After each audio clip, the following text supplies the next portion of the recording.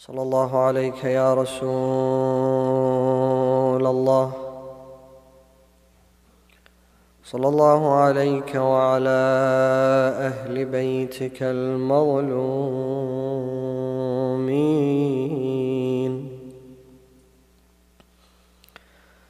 صلى الله وسلم عليك يا سيدي ويا مولاي يا أبا عبد الله، يا رحمة الله الواسعة، ويا باب نجاة الأمة، ويا عبرة كل مؤمن ومؤمنة. ما خاب والله من تمسك بكم، وأمنا من لجأ والتجأ إليكم. يا ليتنا يا ليتنا كنا معكم سادتي، فنفوز فوزا عظيما. قال الله تعالى في محكم كتابه الكريم: وقوله الحق وهو أصدق الصادقين. أعوذ بالله من الشيطان الرجيم. بسم الله الرحمن الرحيم. ولقد كتبنا في الزبور من بعد الذكر أن الأرض يرثها عبادي الصالحون. Sway in your gathering with a loud remembrance upon Muhammad wa Ali Muhammad.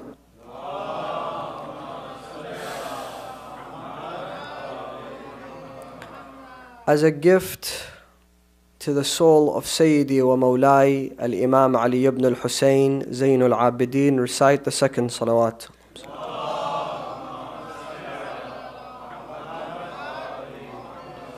As a gift to the soul of Sayyidi wa Mawlai al-Imam Abu Abdullah al-Hussein, recite the third salawat with the loudest of your voices.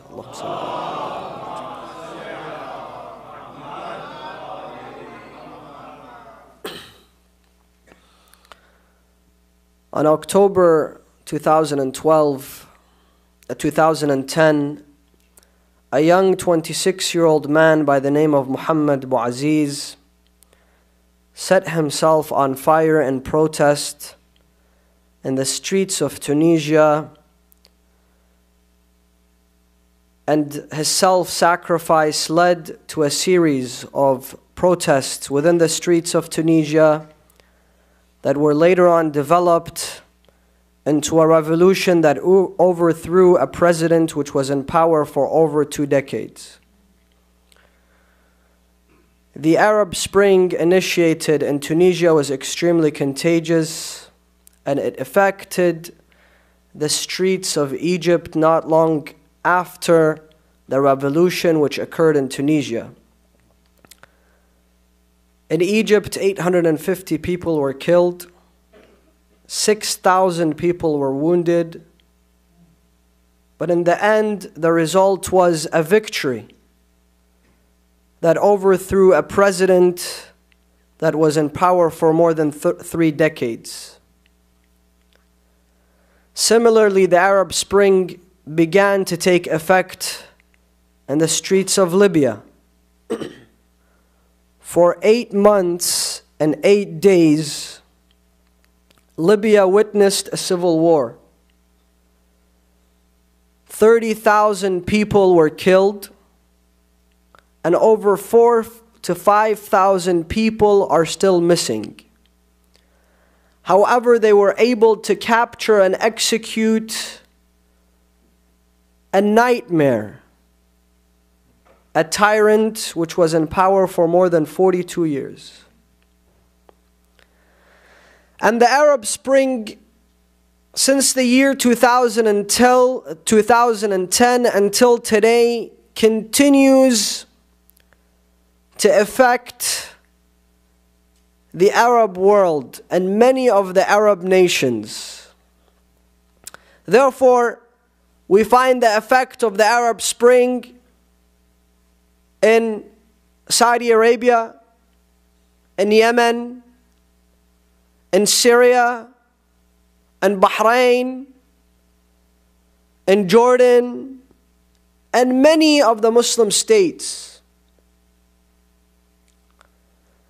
And if we examine the Abrahamic faiths and the literature within the Abrahamic faiths, we realize that the events that are occurring around the world today are foretold, are embedded within the Abrahamic faiths and within the ideology and the Abrahamic faiths. The Abrahamic faiths, with the majority of the population on the face of this earth, have four main principles in common. The first principle that all the Abrahamic faiths have in common is the oneness of God, Tawheed, the monotheistic ornament. And Allah subhanahu wa ta'ala makes a reference to this notion within the Holy Quran. Allah states, Bismillah ar-Rahman ar-Rahim, قُلْ يَا أَهْلَ الْكِتَابِ تعالوا إلى كلمة سواء بيننا وبينكم ألا نعبد إلا الله وأن لا نشرك به شيئا. Ya Rasulullah, tell the people of the book to come together, meaning members of the Abrahamic faith, to come together under one common belief, and that is the oneness of God. The second notion or principle within the Abrahamic faiths is prophethood. For all members of the Abrahamic faiths believe in individuals that were chosen by God to represent His religion.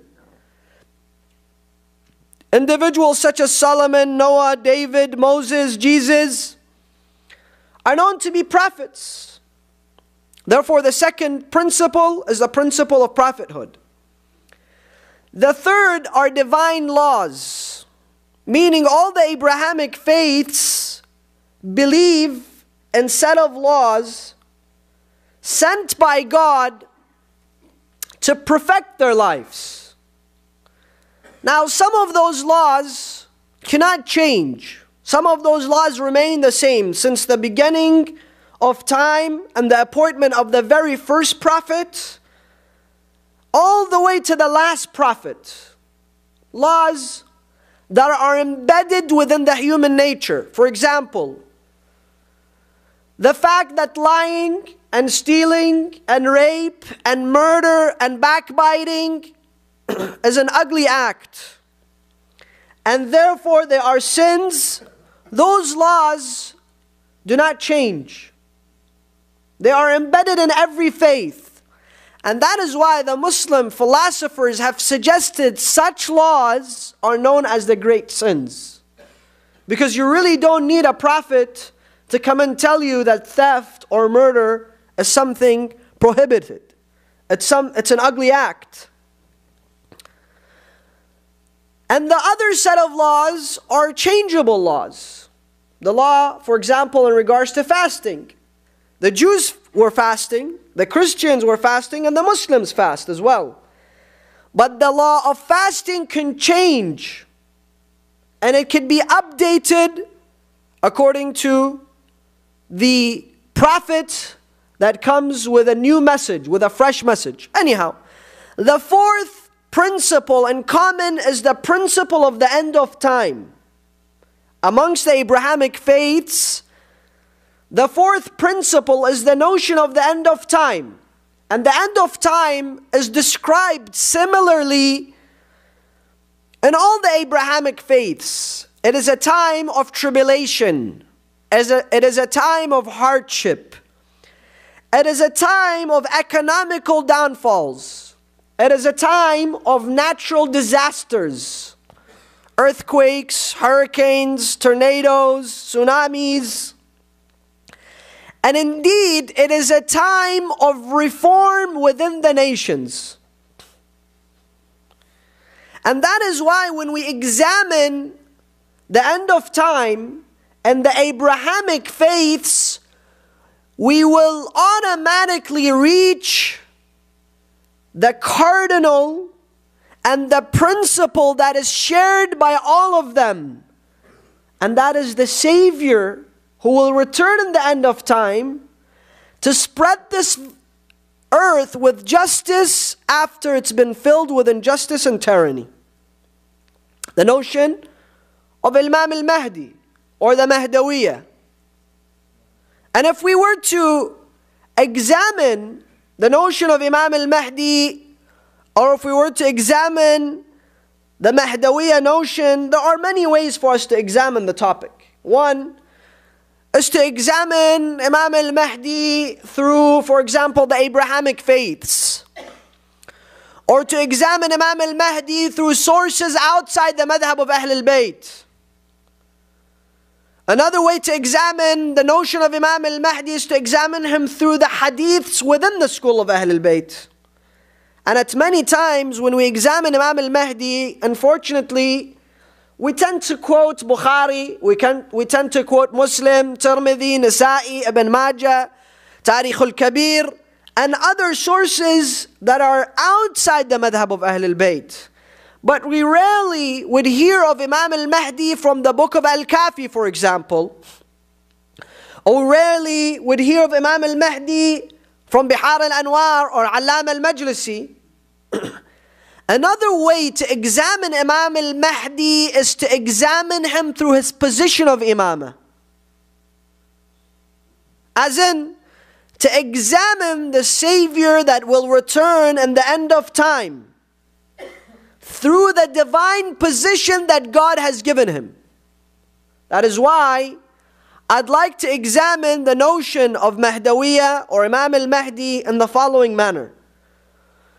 Number one, does the age of Imam al-Mahdi play a role in his divine position of Imamah? Number two, is the Imam born and alive today? And number three, if he is born and alive today, what is our responsibility towards our Imam from the 27th sermon of Nahj al-Balagha? Sallu ala Muhammadin wa ali Muhammad.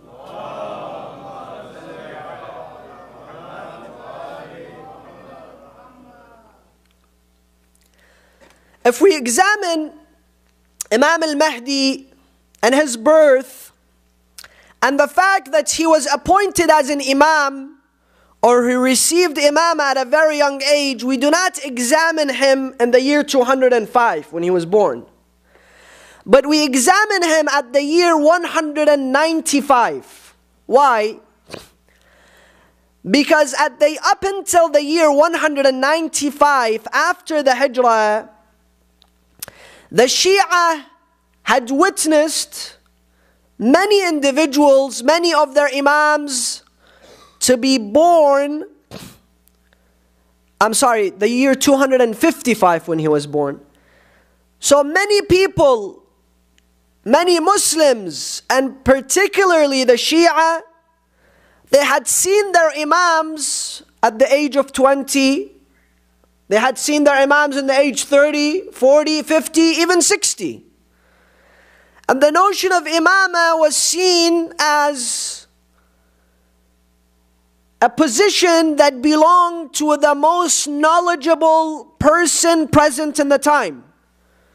As in, no one had doubt that Imam Ja'far ibn Muhammad al-Sadiq was the most, Allahumma salli ala Muhammad wa ala Muhammad, was the most knowledgeable man present in his time. Until today, if you go and you examine the biography of Imam Ja'far ibn Muhammad, you realize that his students, who then later on became the Imams of the Madahib, witness that the sun had not shined on a man more knowledgeable than Ja'far ibn Muhammad. This is their statements. But Imam Ja'far ibn Muhammad, when he became the Imam, he was well in his 50s. When he received that grand position, and when he founded his school, and when he had over 1,000 students in his hawza. However, in the year 195 after the Hijrah, with the birth of Imam Muhammad al-Jawad, the Shia world was introduced to a new concept in understanding the position of Imamah. Imam al-Rida was well in his 40s, and people would come to him, they say to him, Ya ibn Rasulullah, who is the successor after you? Do you have a son? And Imam al-Rida would say no.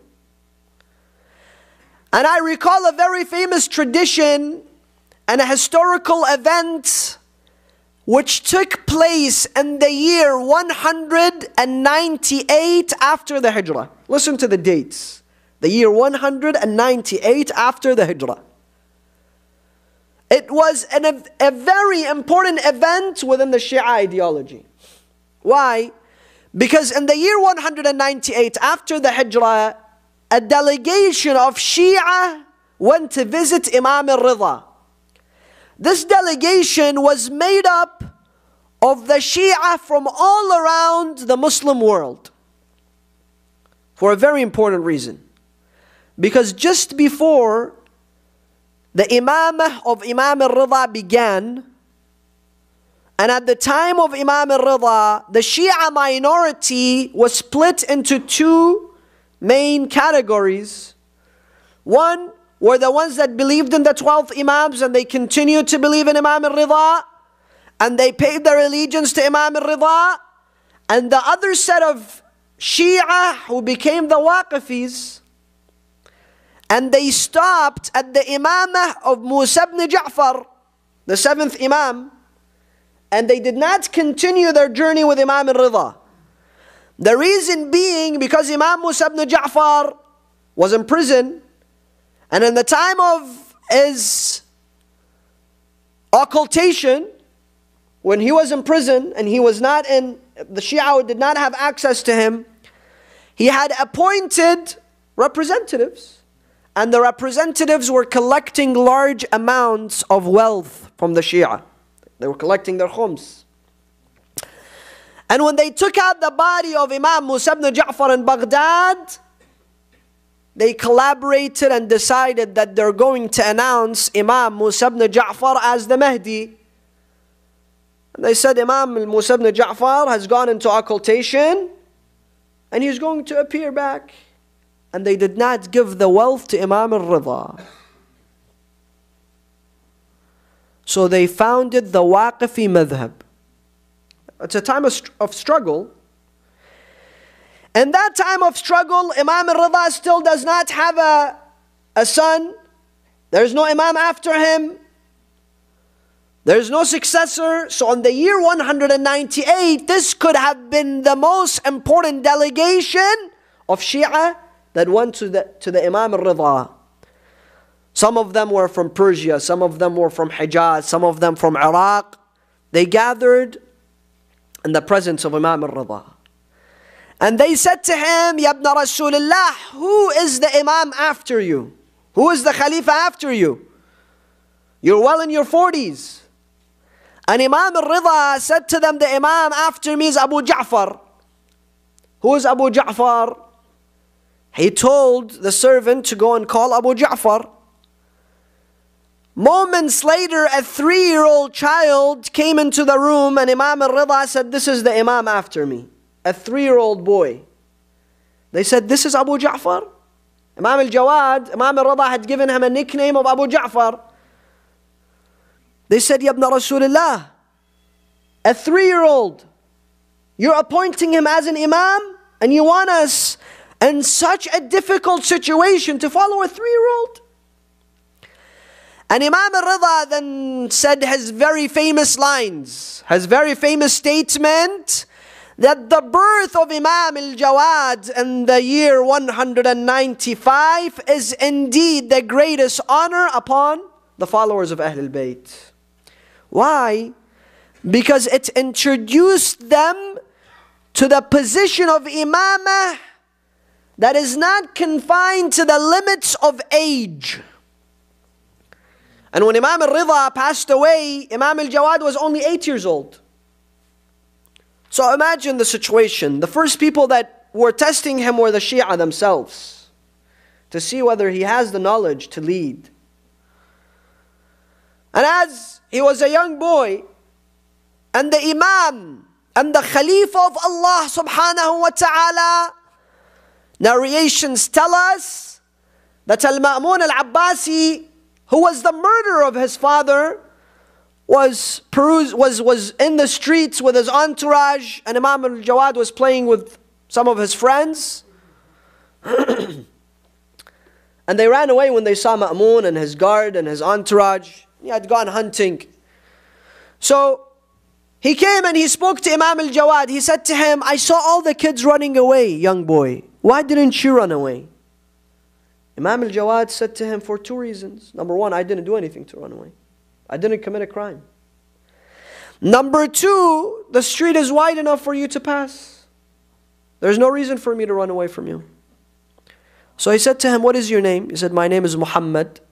Muhammad, the son of whom? He said, the Muhammad, the son of Ali. Ali, the son of whom? Musa. And he continued until he realized he is the son of Rida. And they would give him the name of Ibn al-Rida. They would not even refer to him by his name, but they would refer to him by Ibn al-Rida. So he knew that this was the successor of Rida. He is Ibn al-Rida. He went hunting and he came back. And he said to him, Ibn al-Rida, I'd like to ask you a question. He said to him, ask. He said, tell me what's in my right hand. He said to him, listen to the answer. Listen how Imam al-Jawad answered the question. He said to him, God created birds. And those birds accompany the king. The king goes hunting. When he goes hunting, the bird catches a small fish.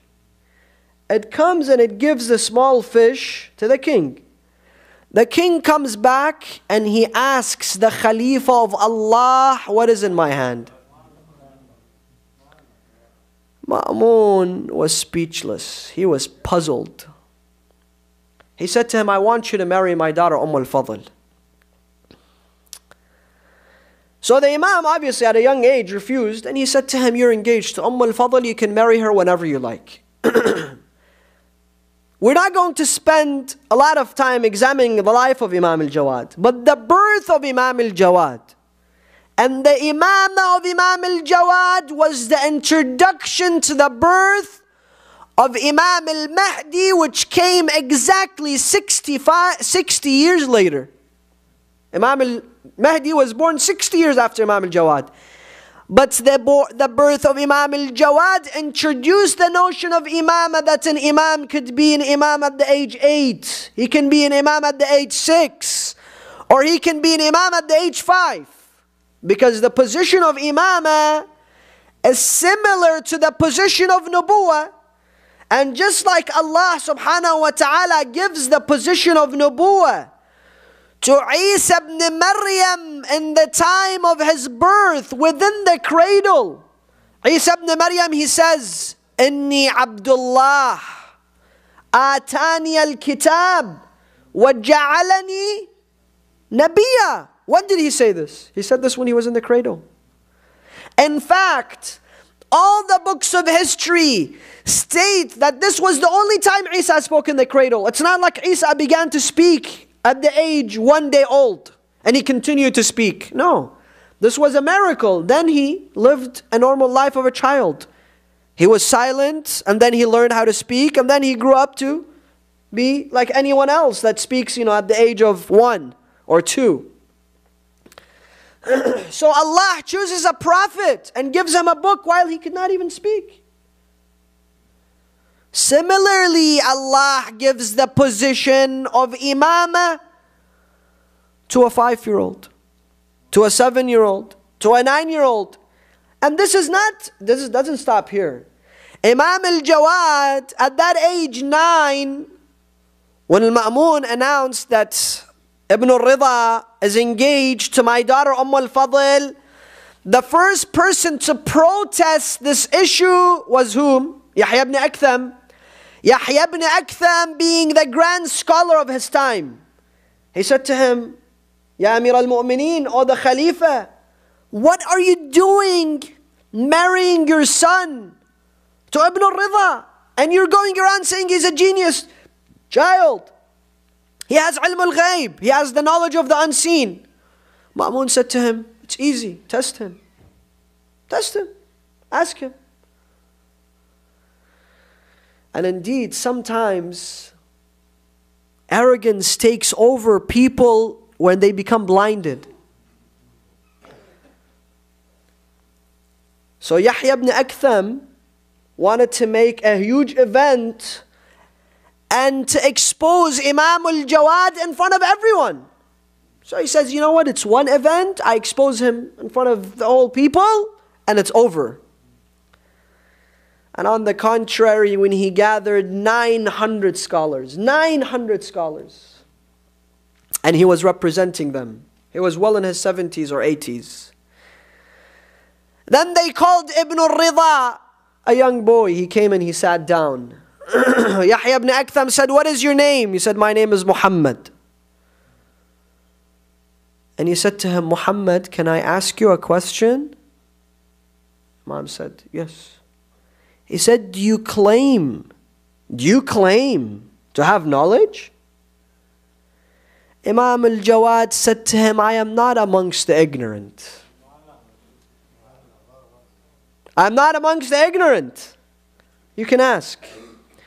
So he said to him, Ibn al-Rida, tell me what is the kafara, the penalty of a person that does hunting in the state of ihram. Imam al-Jawad looked at him and he said, that is the question? He said, yeah, that's the question.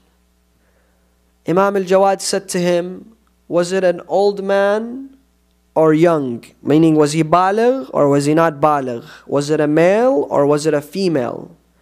Was it inside the haram or outside the haram? Was it inside the masjid or outside the masjid? Was it a free man or was it a slave? Was it a bird or was it a different animal? Was it when a person was hungry and he was hunting to eat, or and he kept giving him 50 scenarios. Yahya ibn Aktham asks one question, Imam al-Jawad responds with 50. Yahya ibn Aktham said to him, why don't you respond to every single one of them? Go ahead. So Imam al-Jawad responded to every one of the questions. When he answered, Yahya ibn Aktham said, thank you very much. We've realized that you, mashallah, have a lot of knowledge. Let's call it a night. Ma'mun said, Yahya, where are you going? He has to ask you a question too. Yahya said, okay, let him ask. Imam al-Jawad said to him, a man looks at something 8 times a day. Every time he looks at it, once it's halal and once it's haram. What is it? Yahya said, I have no clue. I don't know. So Imam al-Jawad said, it's a man looking at a woman. The first time she's a slave, it's haram. The second time he purchases her, she becomes halal. The third time he frees her, she becomes haram. The fourth time he marries her, she becomes halal. The fifth time he divorces her, she becomes haram. The sixth time he returns her, she becomes halal. then he does the dhihar and she becomes haram, then he pays the kafara and she becomes halal. This was the dialogue between Imam al-Jawad and Yahya ibn Aktham, and the whole entire world witnesses.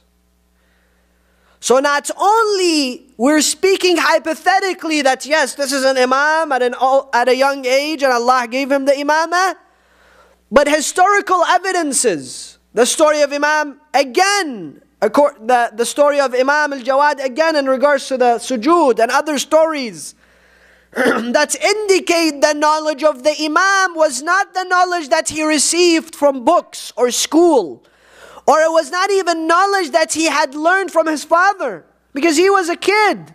How much knowledge can his father tell him? But it is a position that Allah subhanahu wa ta'ala gives to those carrying the position of imamah, similar that he gives to the position to those who carry the position of risala or nubuwah. Sallu ala Muhammad wa ala Muhammad.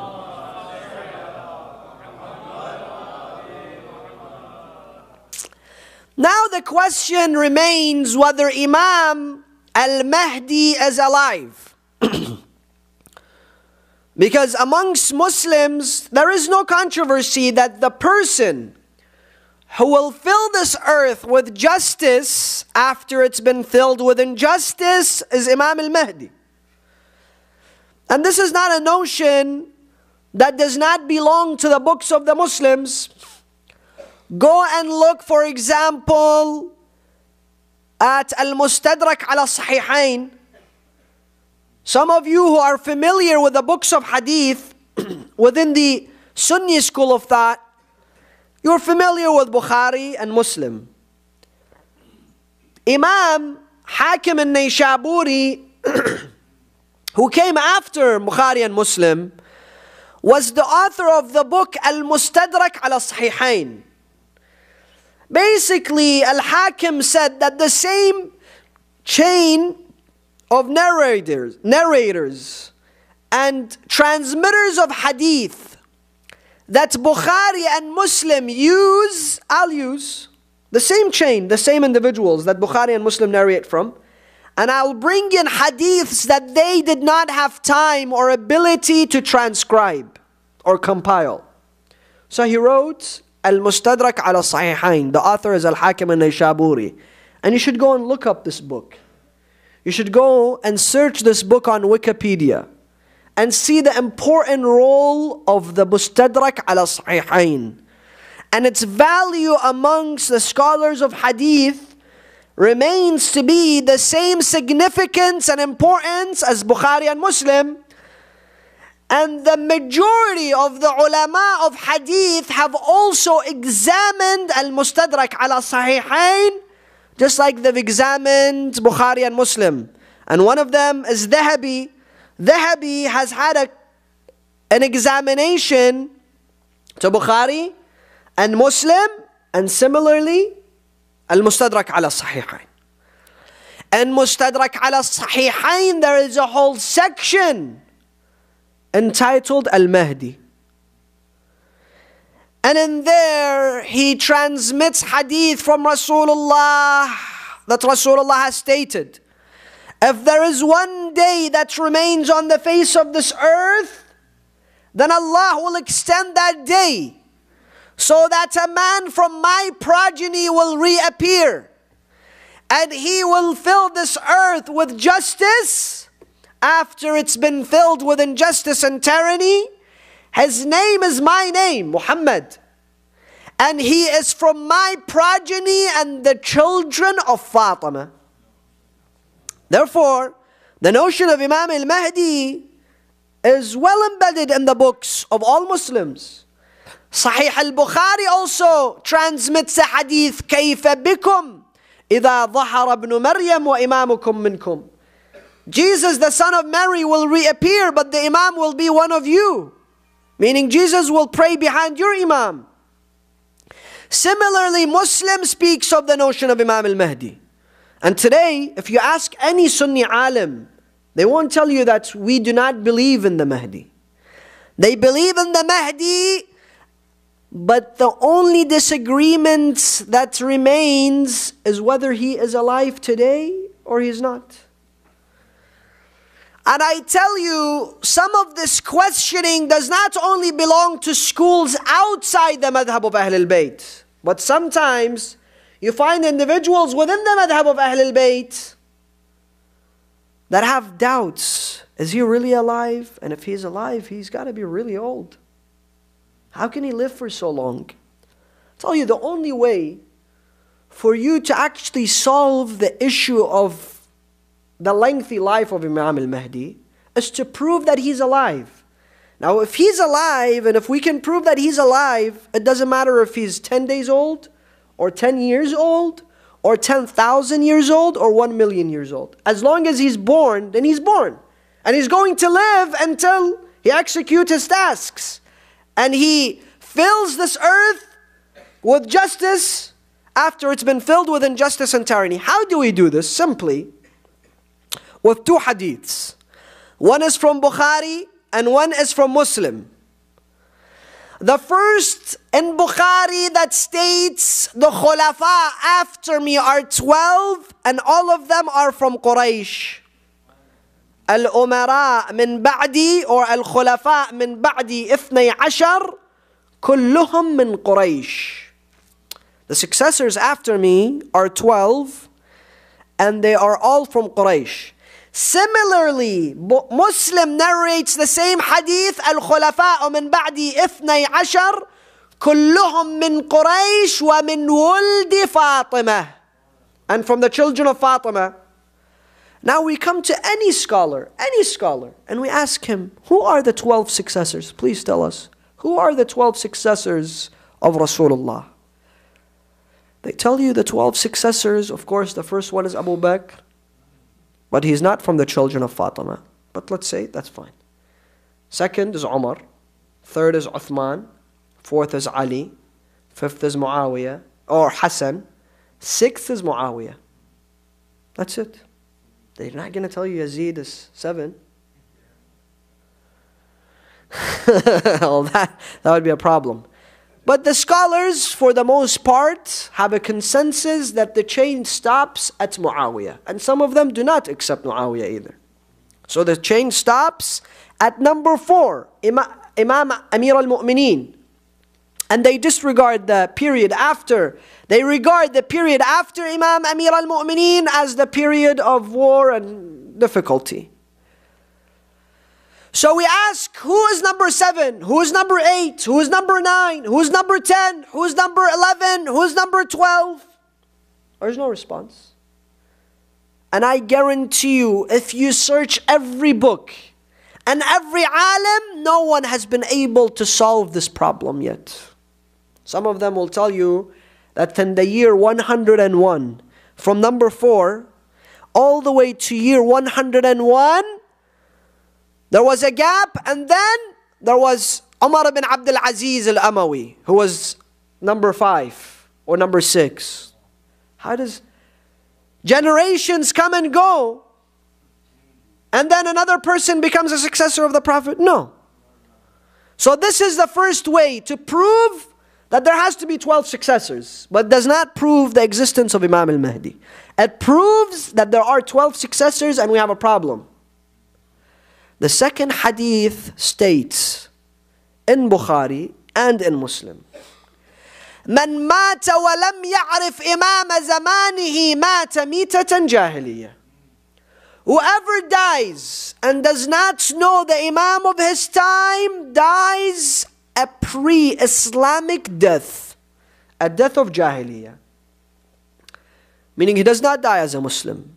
So today we ask, if we have to have 12 successors, 12 Imams, and we have to have an Imam today, who is the Imam today? Who is the Imam today? And the only way, the only place that we can imply the 12 successors from the children of Fatima that is alive today is when we apply it to the 12 Imams of Ahl al-Bayt, ending with Imam al-Mahdi ajjalallahu ta'ala farajah.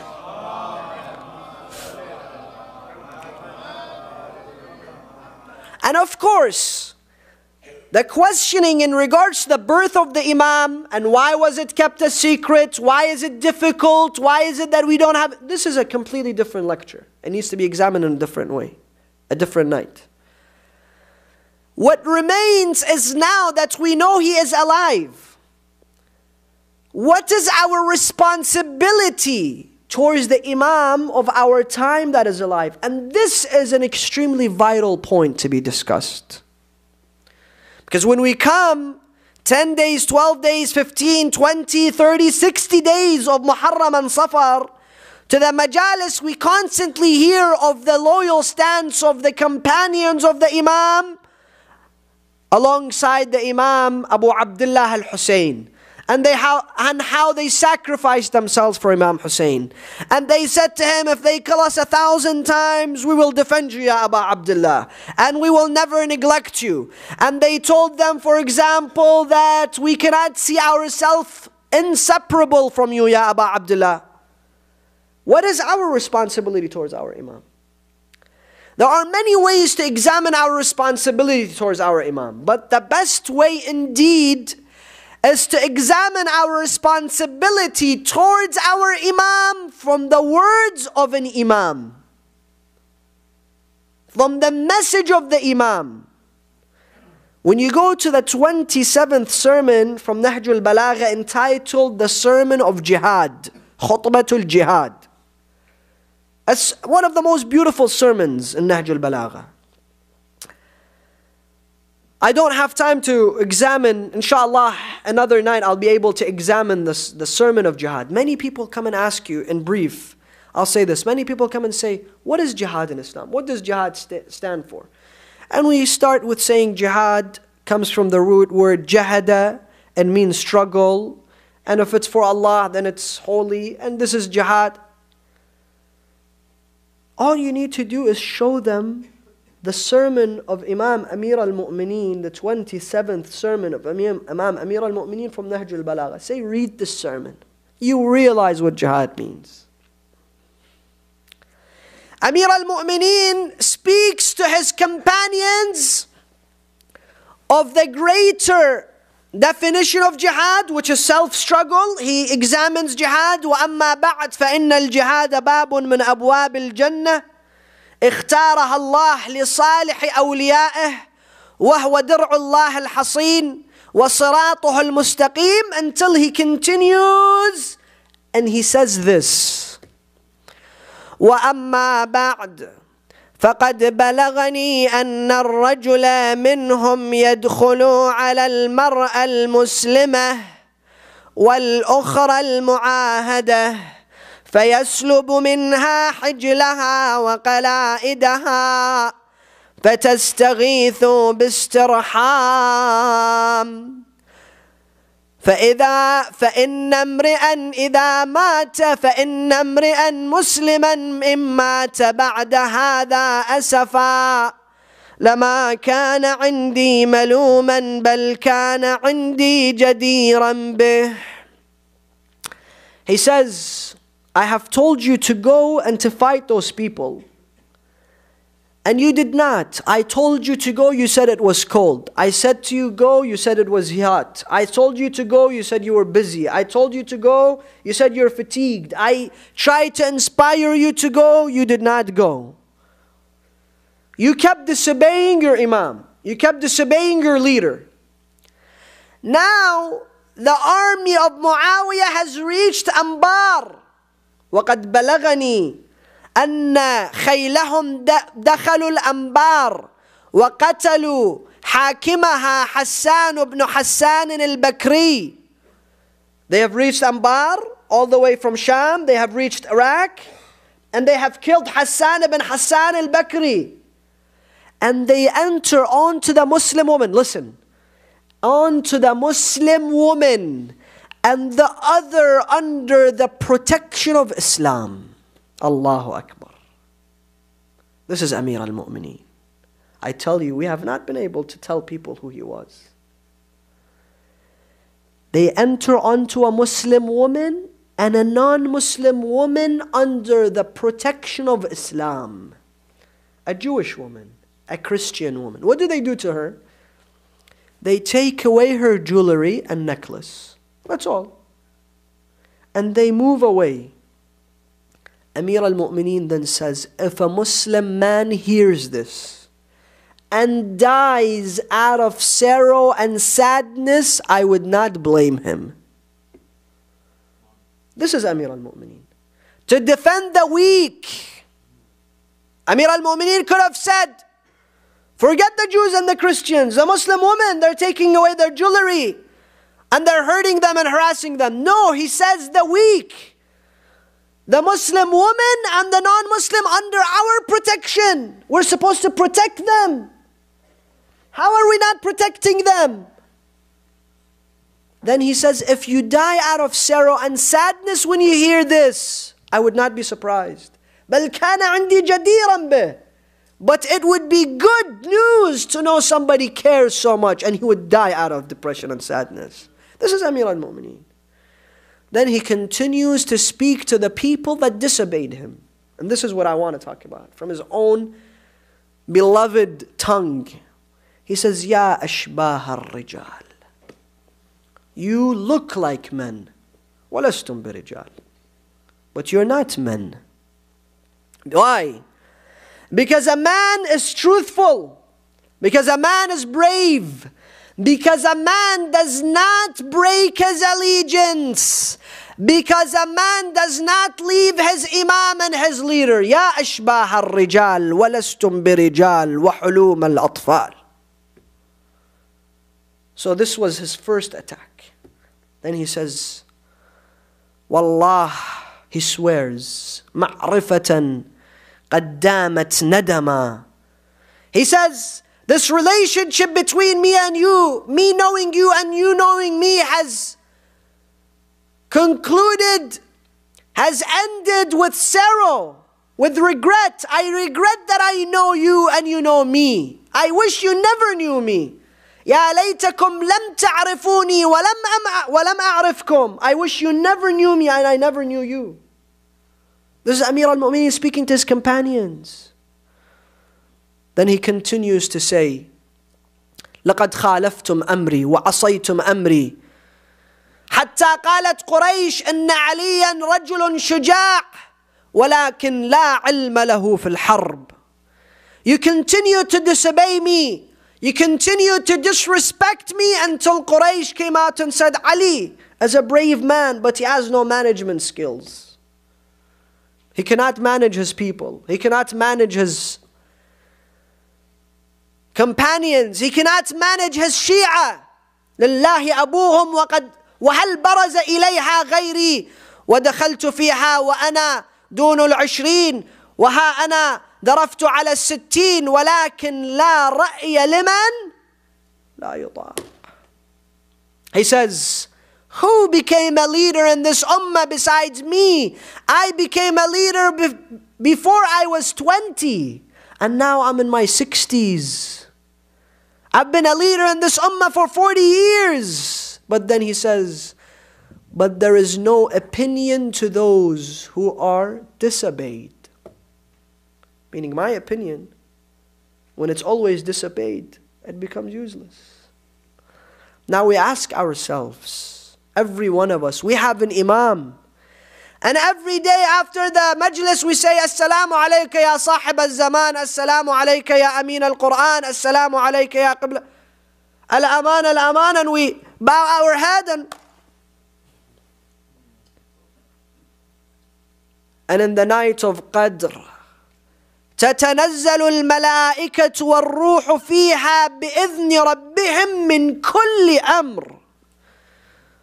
When in every year the Qadr, the night of destiny or the night of power, our a'mal is given to our Imam. And he looks at the book of a'mal and he says, Jawad, I wish I never knew you and you never knew me. I regret the fact that you even know me. I regret the fact that you call yourself a Shia. What would I tell him? What would my response be? That I have neglected my Imam.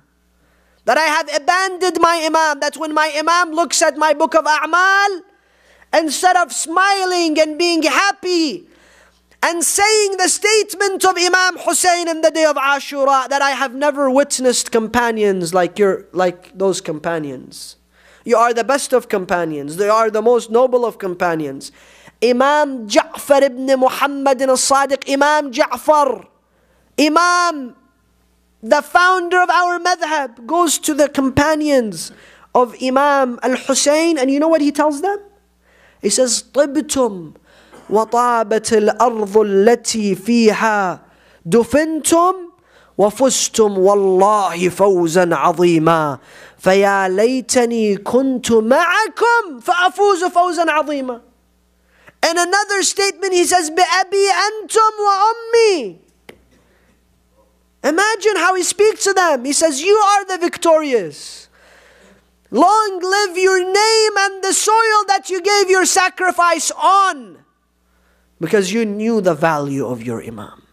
Because you were loyal to your Imam. Because you gave yourself to your Imam. And today Imam Al-Mahdi Ajjalallahu Ta'ala Farajah doesn't want the same scenario of Ashura. But in the end we tell him we are ready. If you want that from us, we are ready. But today we ask ourselves, what does he want from me? Am I making him happy? Am I making him proud? As a community, are we making him happy? Are we making him proud? We should ask ourselves. This is a vital question. And Imam Al-Mahdi, salawatullahi wa salamuhu alayhi, may see many shortcomings from us. A lot of shortcomings. We all have shortcomings towards our Imam. But I tell you, one thing may bring a smile to the Imam. One thing may allow the Imam to give us another chance and to glance at us with a glance of kindness and compassion. One thing we may do is to allow him to embrace us again, and that is the support of the majalis of his grandfather Abu Abdullah al-Hussein. To be present in the majalis of his grandfather Abu Abdullah al-Hussein. To strengthen the call and the name of his grandfather Abu Abdullah al-Hussein. Why? Because he says to him, لَأَبْكِيَنَّ عَلَيْكَ يا جداه يا أبا عبد الله لأبكين عليك بدل الدموع دمع ولأندبنك صباحا ومساء. Oh my grandfather Aba Abdullah, I shed tears of blood for you, and I continuously cry for your tragedy. In the dua of Nudba, what do we say? We say, Aina talibu bidamil maqtuli bi Karbala. Where is the man who will come and take the vengeance of the martyr of Karbala? But I tell you, tonight is a night that we remember our Imam Zainul Abidin, the founder of the majalis of Abu Abdullah, the pioneer and the very first servant in the majalis of Abu Abdullah al-Hussein. When he went into the majlis of Yazid, he said to him, Ya Yazid, إذن لي لكي أصعد على هؤلاء الأعواد لكي أتكلم كلاما لله فيه رضا وَلِهَؤُلَاءِ الْجُلَسَاءِ أَجْرًا وَثَوَابًا. O Yazid, allow me to stand on the pieces of wood that you have put together. He does not call it a mimbar. Why? Because he says the qualities of a mimbar. Allow me to go on those pieces of wood to speak words where Allah will be pleased. And number two, the people will benefit. Those are the qualities of a mimbar. يا يزيد ائذن لي لكي أصعد على هؤلاء الأعواد لكي أتكلم كلاما لله فيه رضا ولهؤلاء الجلساء أجرا وثواب. Yazid kept saying no. He kept saying no. He kept insisting that Zainul Abidin should not take the pulpit. They went to him. They said to him, Ya Yazid, he is ill. He is sick. He's just gone from a tragedy. His whole body is bleeding. Why don't you allow him? He said, إنه من أهل بيت زق العلم زقا كبيرهم لا يقاس وصغيرهم جمرة لا تداس. He is from a household where their adults are in comparison to the rest of humanity. You cannot compare them to anyone else. And their children are like pieces of coal where you cannot hold on to them. Imam Zainul Abidin has a mission, and his mission begins from today. Therefore he kept insisting. Yazid allowed him, Imam Zainul Abidin, in that situation, very frail, very ill, very fatigued. He went on, he sat on the mimbar and he began to say, Bismillah walhamdulillah wassalatu wassalamu ala rasulillah. أيها الناس أوتينا ستا وفضلنا بسبع أوتينا العلم والحلم والسماحة والفصاحة والمحبة في قلوب المؤمنين وفضلنا بأن منا النبي المختار ومنا الكرار ومنا أسد الله وأسد رسوله ومنا سبط هذه الأمة ومنا سيدي شباب أهل الجنة ومنا مهدي هذه الأمة. O people, we have been given 6 and we have been superiorized over the rest of humanity by 7. We have been given knowledge, forbearance, eloquence, bravery and love in the heart of the believers. And we have been given 7 virtues and superiorized above the rest of humanity. For from us is Al-Mukhtar Rasulullah, and from us is Tayyar Ja'far, and from us is the Lion of Allah Hamza, and from us is the Karrar Ali ibn Abi Talib, and from us are the masters of the youth of paradise Al-Hasan wal-Husayn, and from us is the greatest woman Fatima, and from us is the Mahdi of this ummah. For those of you who have known me, then you've recognized me, and for those of you who have not yet recognized me, I shall introduce myself to you further. أيها الناس من عرفني فقد عرفني ومن لم يعرفني أعرفه بحسبي ونسبي. أنا ابن مكة ومنى أنا ابن زمزم والصفا أنا ابن من حمل على البراق إلى سدرة المنتهى أنا ابن من صلى بملائكة السماء مثنى مثنى أنا ابن من دنا فتدلى فكان قاب قوسين أو أدنى أنا ابن من أوحى إليه الجليل ما أوحى أنا ابن محمد المصطفى. I am the son of Mecca and Mina. I am the son of Zamzam and Safa. I am the son of the man who sat on the back of the Buraq and was elevated to the 7th heaven. I am the son of the man who led the congressional prayers with the Malaika and the residents of paradise. I am the son of the man who reached the closest proximity to Allah. I am the son of the Imam who received the last revelation. I am the son of Muhammad al-Mustafa. أيها الناس أنا ابن من ضرب بين يدي رسول الله بسيفين وهاجر الهجرتين وبايع البيعتين ولم يشرك بالله طرفة عين. أنا ابن يعسوب المسلمين وتاج البكائين وزين العابدين ومدينة علم النبيين. أربطهم عنانا وأشجعهم هزيمة.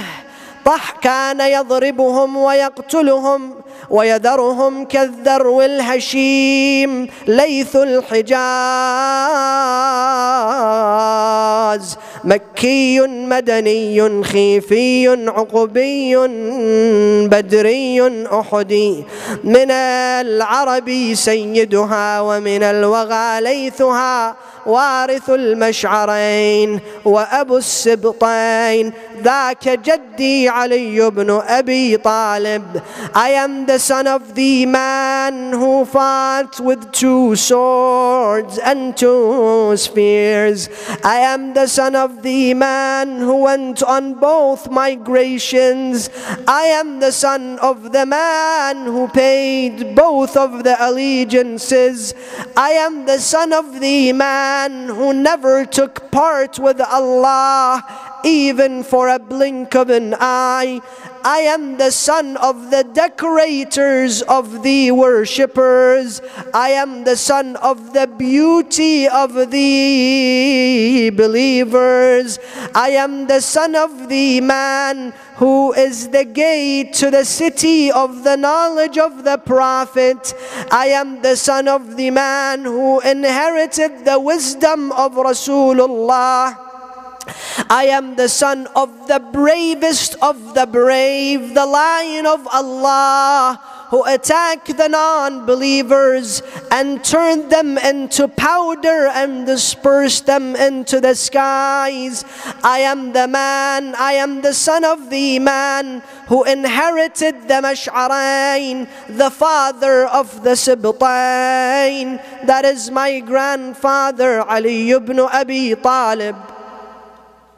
Then he said, أيها الناس أنا ابن نقيات الجيوب أنا ابن عديمات العيوب أنا ابن خير النساء أنا ابن خديجة الكبرى أنا ابن فاطمة الزهراء. O people, I am the son of the greatest of women. I am the son of the most chaste of women. I am the son of Khadijah al-Kubra. I am the son of Fatima al-Zahra. Now people have recognized who he is. Who is your father, Zain al-Abidin?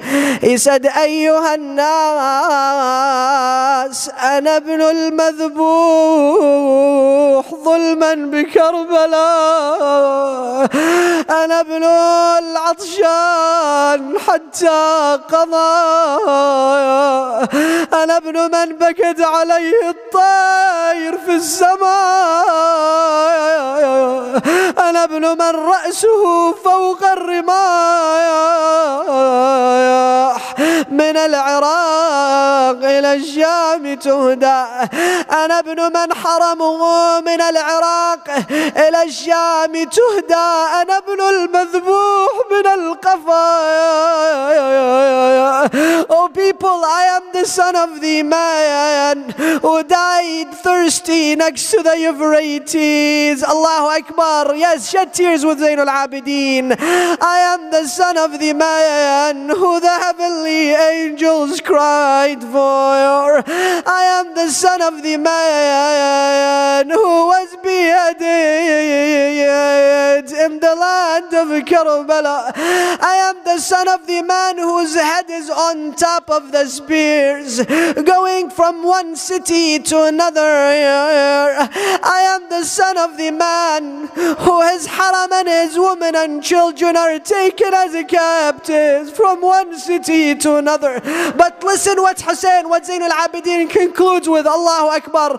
He says, I am the son of the man who was beheaded from the back. Allahu Akbar.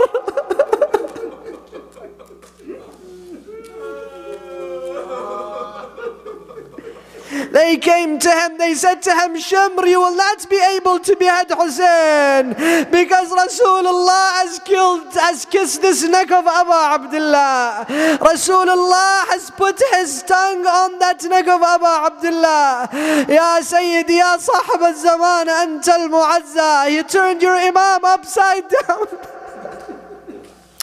أنا ابن المذبوح من القفايا. Then Yazid said, oh Mu'adhin, go and give the adhan. The Mu'adhin, even though it was not time for adhan, went and he said, Allahu Akbar, Allahu Akbar. Zayn al-Abidin said, La akbaru min Allahi shay. There is nothing greater than Allah. He said, Ashhadu an la ilaha illallah. Zayn al-Abidin says, my tongue, my body, my entire existence, my heart and my soul is a witness that there is nothing like Allah subhanahu wa ta'ala. And the greatest tragedy was when the Mu'adhin said, Ashhadu anna Muhammadan Rasulullah.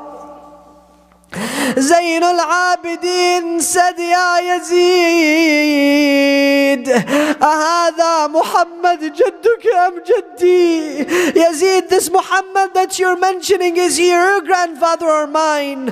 Wallah, if you say that he is your grandfather, you are a liar. And if you say he is mine, then why did you behead my father Hussein in Karbala? Allahu Akbar, Sayyidi, Ya Zayn al-Abidin. Tonight, while we cry for Zayn al-Abidin in this place, while millions of his Shia are crying for him in their Imam Bargas and in the Masajid, what is tragic is that Zayn al-Abidin in Medina has no Za'irin.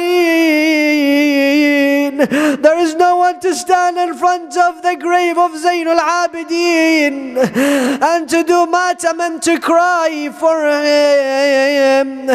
Ya Sayyidana, Ya wa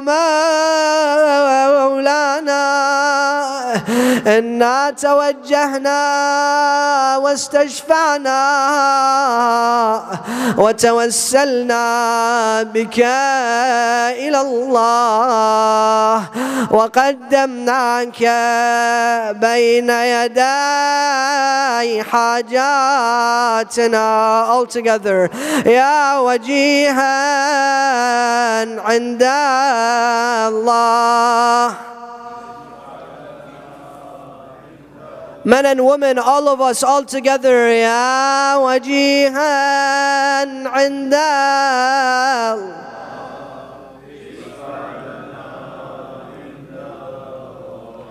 Ya wajihan.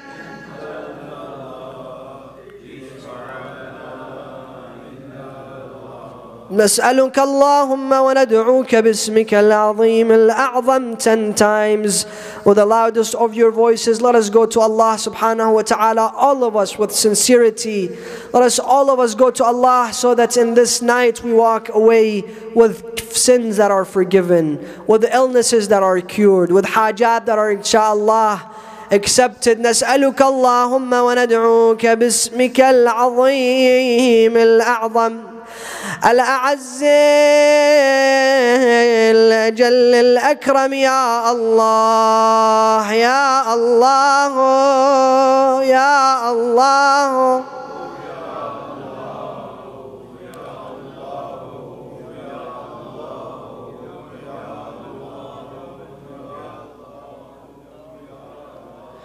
Ya Allah, Ya Rahman, Ya Rahim, we ask you in the name of Muhammad, in the name of Ali, in the name of Fatima, in the name of Hassan, in the name of Hussein, and the 9 infallibles from the progeny of Hussein. Oh Allah, forgive our sins. Bestow unto us from your forgiveness.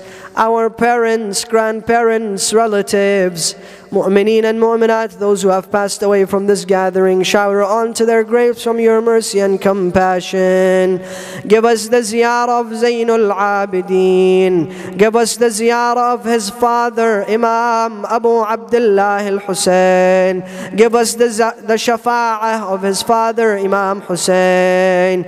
Oh Allah, we ask you to allow the heart of our Imam to be happy and content with us.